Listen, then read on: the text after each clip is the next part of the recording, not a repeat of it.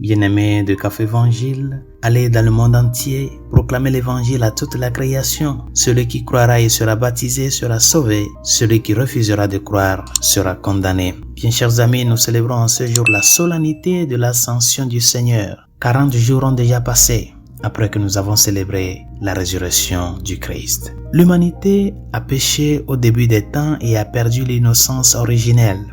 Dieu a immédiatement commencé à préparer le monde au don de la rédemption éternelle en établissant une alliance avec Noé, Abraham et Moïse. Il a suscité divers prophètes et rois pour continuer à préparer son peuple à ce qui allait arriver. Puis au moment opportun, à la fin des temps, Dieu est entré dans notre monde par l'intermédiaire de la Vierge Marie. Jésus, le Fils de Dieu, est ensuite entré dans son ministère public, enseignant, accomplissant des miracles, rassemblant les fidèles autour de lui, mourant, ressuscitant et apparaissant ensuite à ses disciples en préparation de l'ascension. L'ascension achève la mission du Fils de Dieu. Aujourd'hui, nous honorons ce moment définitif où Dieu, le Fils, dans sa nature humaine, sera transformé et ressuscité, monté par son propre pouvoir vers le Père, emportant avec lui notre humanité, afin que toute l'humanité puisse monter avec lui. Et lorsque nous célébrons l'ascension de Jésus, chers amis, nous devons d'abord voir tout ce qui a conduit à ce moment et chercher à nous unir à tous ces événements précédents. Nous devons écouter les paroles des patriarches et des prophètes de l'Ancien Testament.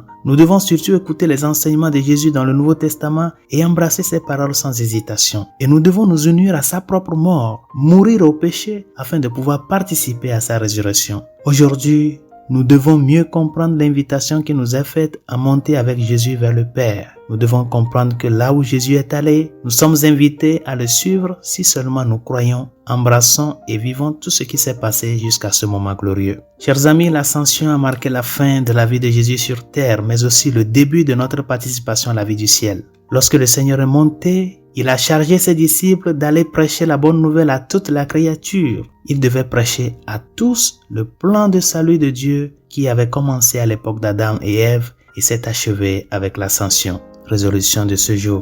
Notre espoir est accompli, chers amis. L'ascension de notre Seigneur Jésus-Christ est la preuve, l'ultime preuve de que Dieu nous a ouvert les portes du salut de par sa miséricorde.